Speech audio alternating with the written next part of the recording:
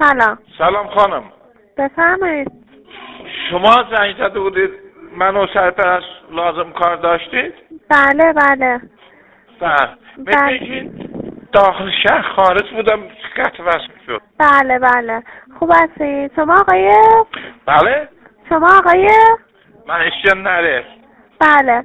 آقای اسکندری، من از شرکت ایمن پیشتاز مزاحمتون میشم در رابطه با دستگاه هشدار دهنده نشت گاز. من الان چند دقیقه است دارم فکر میکنم. بله. گاز ما نشت نداره.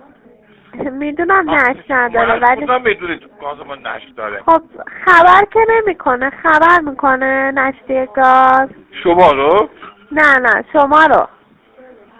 مثلا که اگه یه موقع خدایی نکرده اتفاق بیفته اون موقع میخواین چیکار کنید؟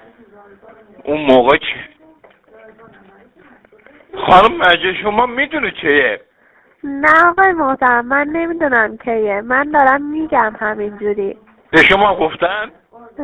نه به من نگفتن. آخه این من تعجب میکنم، یعنی علم اینقدر پیشرفت کرده گاز ما خطر داره من نمیدونم شما میدونه؟ نه ببینه آقای محترم، من اصلا نمیگم گاز شما نشت داره الان که درسته. ببین این دستگاهی که ما داریم خب جلوگیری میکنه از خطر نشتی گاز. کی؟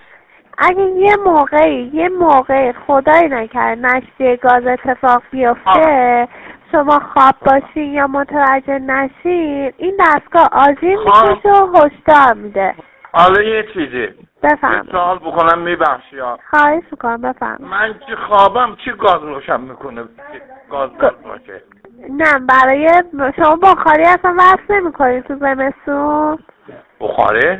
بله. زوده. بله؟ الان که زوده هوا خوبه. خب نه کلا این دستگاه برای خب شما وصل کردید به من زنگ بزنید من براتون دستگاه بیارم. شما کجایید؟ ما تهران هستیم. تهران؟ بله بله. یعنی من بخاری وصل کردم بیام به شما بگم بخاری نصب میکنم؟ آقای محترم نه. عجب مصیبتی کردم. قربان شما. خدا